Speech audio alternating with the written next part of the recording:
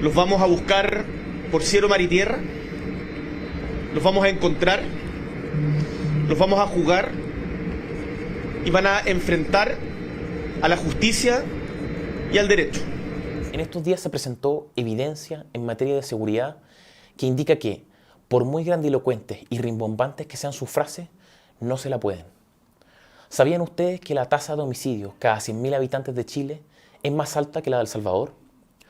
¿Sabían que muchas de las cárceles chilenas están más ocupadas, o mejor dicho, sobreocupadas, que muchas de las cárceles ecuatorianas, venezolanas y mexicanas?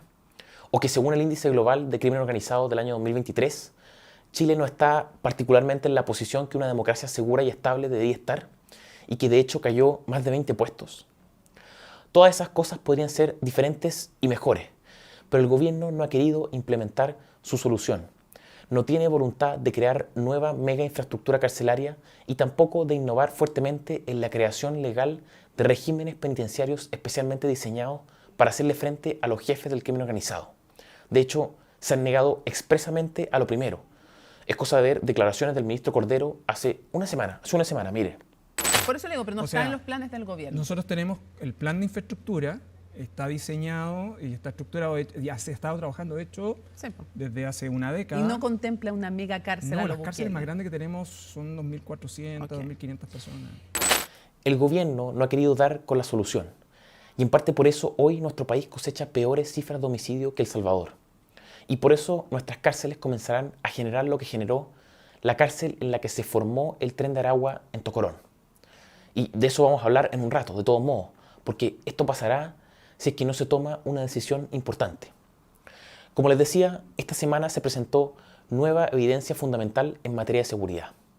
Hace pocos días se publicó el Informe Nacional de Víctimas de Homicidios Consumados, correspondiente al año 2023, y que fue presentado por Toá y sus subalternos, Manuel Monsalve y Eduardo Vergara, en los distintos espacios que a ellos les corresponden, como encargados políticos de la seguridad de nuestro país.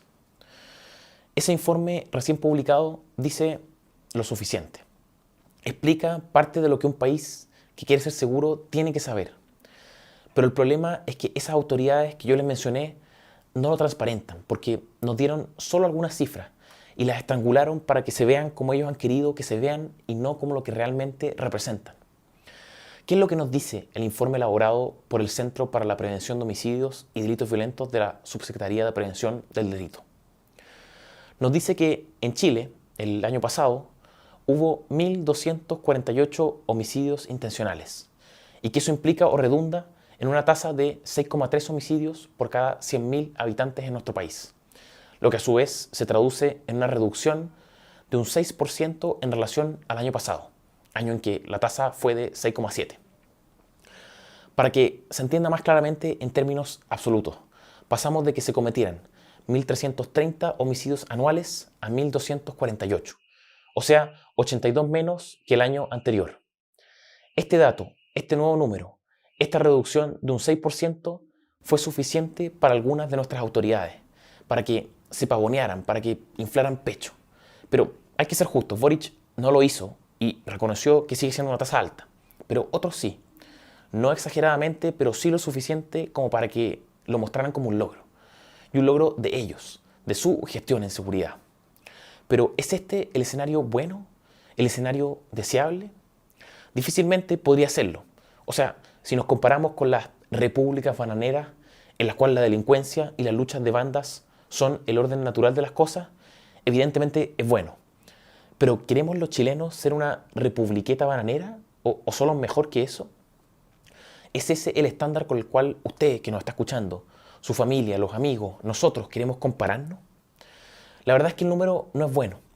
De hecho, es peor que el del promedio mundial y 2 o 3 veces peor que el de 3 de 5 continentes. Y es por supuesto peor que el del país liderado por Nayib Bukele. Es peor que el de El Salvador, que tuvo una tasa de 2,4 homicidios por cada 100.000 habitantes en ese mismo año.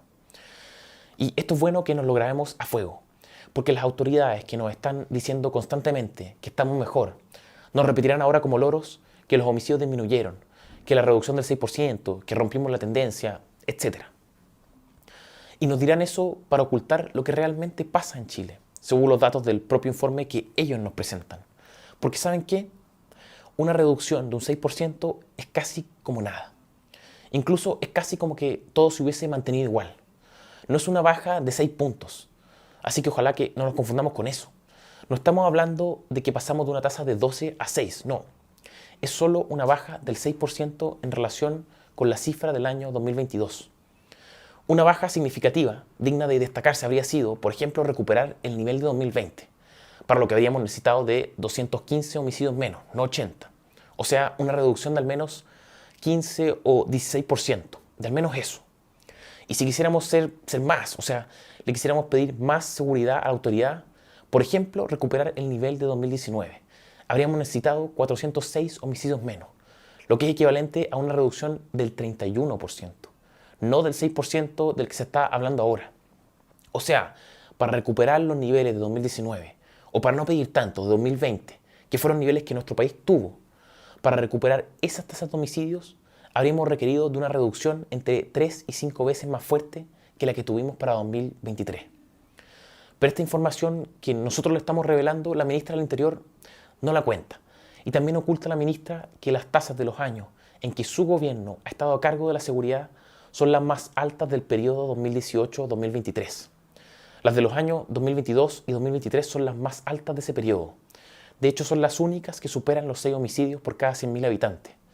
Y además, otra cosa que no nos dicen es que la tasa de 2023 representa un alza de 48% en relación con 2018. Y esto que les estoy comentando es solo la superficie del problema. Es el dato que da cuenta de que el delito más violento que se puede cometer no está cediendo terreno en nuestro país. Pero el informe tiene más. Y por supuesto, nuestras autoridades no repararon mayormente en eso. Porque lo que el informe verdaderamente nos está mostrando es que tenemos en el norte de Chile un problema que va a explotar. Que va a explotarnos en la cara. Y que está explicando la crisis desatada de delincuencia violenta y sobre todo, ojo aquí, la crisis del crimen organizado. ¿Que saben qué? Crimen organizado que todavía no alcanza su nivel más feroz en Chile. Y esto tiene solución, como ya lo mencionamos, pero el gobierno se opone a ella.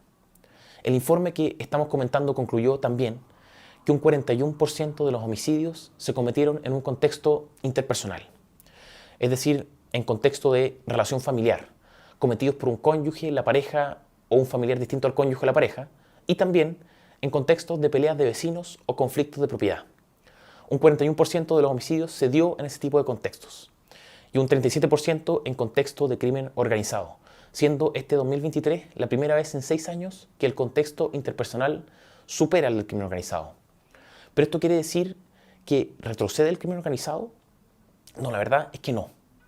La verdad es que en el periodo 2018-2023 los homicidios en contexto o asociados al crimen organizado siguen siendo superiores a los de contexto interpersonal. Y lo más problemático de todo es que en la incubadora del crimen organizado, en la zona cero, en la macro zona norte, las cosas siguen graves. Y eso es justamente lo que este informe ratifica. En Arica y Parinacota, los homicidios asociados al crimen organizado alcanzan el 47% en 2023 y el 54% en el periodo 2018-2023. En Tarapacá es lo mismo, 44% en 2023 y 49% en el periodo ampliado, lo que se repite también en Antofagasta, con 46 y 44 respectivamente, y en Atacama con 28 para 2023 y 35 para los últimos 6 años. Y por eso estas cifras, es que no es raro que en esas mismas zonas, en las regiones de la macrozona norte, las tasas de homicidios por cada 100.000 habitantes sean radicalmente diferentes a la tasa que tenemos a nivel nacional. Así son. En Arica duplica a la nacional, es 12. En Tarapacá es lo mismo, de 11. Y en Antofagasta y Atacama la supera por 2, llegando a 8 en ambas regiones. O sea, para que se entienda claramente, en la macro zona norte de nuestro país están todas las señales que indican que lo que se viene para Chile en términos de crimen organizado no es bueno. Es este el lugar con toda claridad que se perfila como la incubadora de las bandas de narcotráfico y crimen organizado, que se expanden luego por todo el territorio. Estos datos de los que hablamos ahora son manifestaciones de eso, son las señales de eso. Pero hay también en esa misma zona una cuestión crítica que va a explotar, que es la situación carcelaria actual en Chile, que está desbordándose en todo el territorio, en todo nuestro país, pero es en el norte donde mostrará lo peor. Y esto porque no se está calibrando bien el impacto que generarán las bandas de crimen organizado desde las cárceles. Las verdaderas bandas de crimen organizado. No las pandillas menores con jefecillos rasca, sino que las organizaciones transnacionales de crimen organizado que hoy en nuestro país están empezando a ser enjuiciadas. Porque ustedes bien saben lo que hacen las bandas sueltas cuando están operando en las calles y desde las calles. Eso es lo conocido en Chile. Pero tenemos claro qué es lo que pasará cuando las organizaciones de crimen organizado y narcotráfico comiencen a caer en las cárceles, en forma importante por supuesto, con gran presencia y no solo como fenómenos particulares. ¿Conocen ustedes el caso de Tocorón? Lo que pasó en Venezuela con las bandas de crimen organizado y que se vio alimentado por condiciones similares a las nuestras. Tocorón es la prisión de Venezuela donde se formó el Tren de Aragua, que llegó a estar controlada en un 100% por la organización y a contar dentro de sus instalaciones con discotecas, piscinas, zoológicos, campos de paintball, estadios de béisbol, etc. ¿Y por qué les pregunto esto? Porque en Chile estos días, en Arica específicamente, comenzó el juicio en contra de los gallegos, la banda extranjera de crimen organizado que es brazo armado del Tren de Aragua y cuyos integrantes fueron atrapados hace unos meses. Son 38 los acusados, 90% venezolanos, y están siendo enjuiciados por 22 delitos de homicidio, tráfico de drogas y armas, secuestro y extorsiones y más.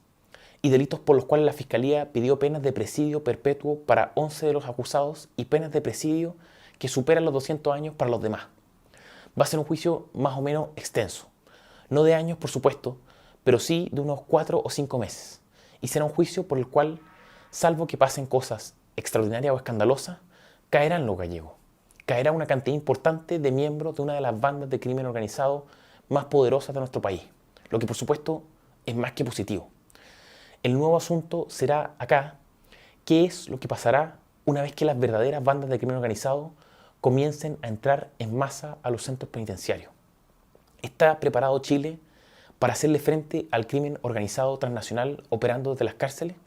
Porque eso es lo que se viene, el hacerle frente a esa nueva operación. Porque Chile tiene hoy el caldo de cultivo perfecto para que pase lo que le ocurrió al estado de Aragua en Venezuela, para que bandas de narcotráfico y crimen organizado expandan su control territorial desde las cárceles, que fue exactamente lo que pasó en Tocorón. Si crees que nuestro trabajo es necesario, si crees que las propuestas de mega infraestructura carcelaria para Chile y de implementación legal de un régimen penitenciario especializado para jefes de bandas de crimen organizado son necesarias, comparte este video, envíaselo a tu diputado y a tu alcalde e inscríbete a nuestro canal con un aporte mensual para sostener este trabajo. Tenemos 3 mecanismos para aportar que están aquí abajo en la descripción del video. Que no se te pase. Soy Francisco Cancino, director de estudios de FNM.